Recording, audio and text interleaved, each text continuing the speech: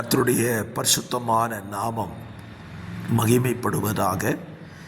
ஆசீர்வாதமான ஒரு நல்ல காலவேளையிலையும் பாளையங்கோட்டை இந்திய தேவ சபையிலிருந்து காலை மன்னாவை உங்களுக்கு வழங்குவதில் மிகுந்த சந்தோஷம். கிருபையாய் கர்த்தர் கூட்டி கொடுத்த நாளுக்காக நன்றி சொல்லுவோம். இந்த நாள் செப்டம்பர் மாதம் 23ஆம் தேதி செவ்வாய்க்கிழமை காலவேளை. இந்த காலவேளையிலேயும் நாம் தேவனுடைய வசனத்தை வாசித்து தியானிக்க கர்த்தர் நமக்கு உதவி செய்வாராக. இன்றைக்கான தியான அதிகாரம் 1 சாமுவேல் 11ஆம் அதிகாரம். சரித்திர புத்தகத்திலே ஒவ்வொரு அதிகாரத்தையும் நாம் கவனித்து படிக்கும் பொழுது அதிலே நமக்கு சொல்லப்படுகிற சத்தியங்களை புரிந்து கொள்ளலாம். இந்த அதிகாரத்தில் யாபேசின் குடிகளுக்கு விரோதமான ஒரு யுத்தத்தை நாம் பார்க்கிறோம்.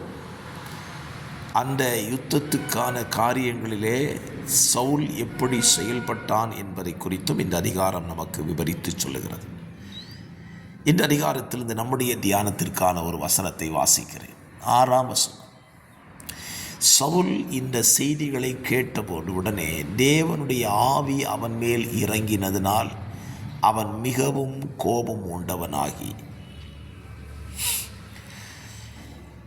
சவுலின் காதுகளில் கேட்ட செய்தி என்ன?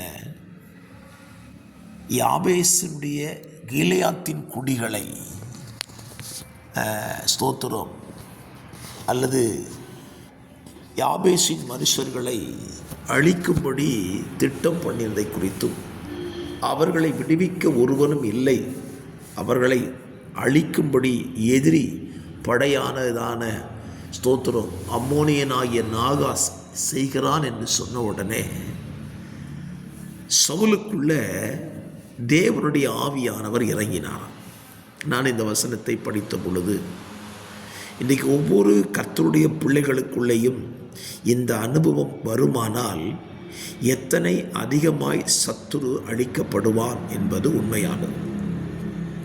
காரணம், கலாத்தியன் சபைக்கு அப்போஸ்தலன் பவுல் சொல்லும் பொழுது சொல்லுவான், நாம் ஒருவருடைய பாரத்தை ஒருவர் சுமக்க வேண்டும் என்று சொல்லுவான். இன்றைக்கு அந்த அனுபவம் தேவ பிள்ளைகள் மத்தியிலே பெருக வேண்டும் என்று சொல்லுகிறேன். ஒரு விசுவாச குடும்பத்திற்கு ஒரு பிரச்சனை அல்லது ஒரு போராட்டம் என்று வைத்து கொண்டால் நாம் அது அவர்களுக்குத்தானே என்று நாம் ஒதுங்கிவிடக்கூடாது. அந்த பிரச்சனையை சபையின் பிரச்சனையாக கருதி அவர்களுக்காக நாம் தேவ சமூகத்திலே திறப்பில் நிற்கும் பொழுது அந்த குடும்பம் விடுதலையாக்கப்படுகிறது. நமக்குள்ளே ஒரு நல்ல ஐக்கியமும் உருவாகிறது. இதைத்தான் சவுல் செய்தார். யாபேசின் மனுஷருக்கு பிரச்சனை வந்த பொழுது சவுல் கண்டுக்காமல் இருந்திருக்கலாம். ஆனால் சவுலுக்குள்ள ஆவியானவர் இறங்கின பொழுது இஸ்ரவேலையும் அத்தனை ஜனத்தையும் சவுலின் பின்னாலேயும் சாமுவேல் பின்னாலேயும் வரும்படியான ஒரு காரியத்தை அவன் செய்கிறான்.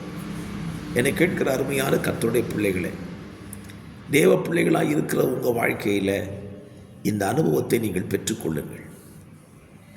ஒரு குடும்பம் அல்லது சபையில் ஒரு பிரச்சனை என்றால் நாம் உடனே செய்ய வேண்டிய காரியம், நாம் ஒன்றுபட வேண்டும்.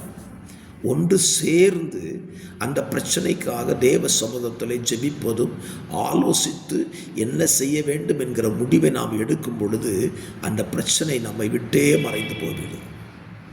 மாறாக பிரச்சனையை சந்தித்த மனிதர் அல்லது அந்த குடும்பம் தனித்து அதிலே போராடுவார்களானால் அவர்கள் சோர்ந்து போய்விடுவார்கள். ஆகவே இந்த காலப்படியில் சொல்லுகிறேன், உங்கள் வாழ்விலே ஏற்படுகிற பிரச்சனையை நீங்களே போராடி கொண்டிருக்காமல் உங்களை சார்ந்திருக்கிற திருச்சபைக்கு தெரியப்படுத்துங்கள்.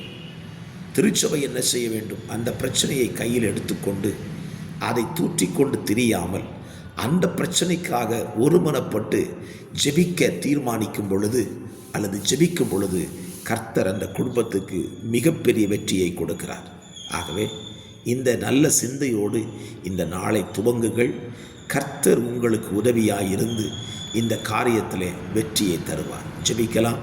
பரிசுத்தமுள்ள நல்ல பிதாவே, சவுலுக்குள் ஏற்பட்டதான அந்த இணைப்பின் ஆவி, மற்றவருடைய பாரத்தை தன் பாரமாய் சுமந்து கொள்ளுகிற ஸ்பிரிட்டு எங்களுக்குள்ளேயும் இந்த காலவெளியில் வரட்டும் என்று சொல்லி ஜெபிக்கிறேன். இயேசுவின் நாமத்தில் ஜெபிக்கிறோம். ஜெபம் கேளும் நல்ல பிதாவே. ஆமேன், ஆமேன்.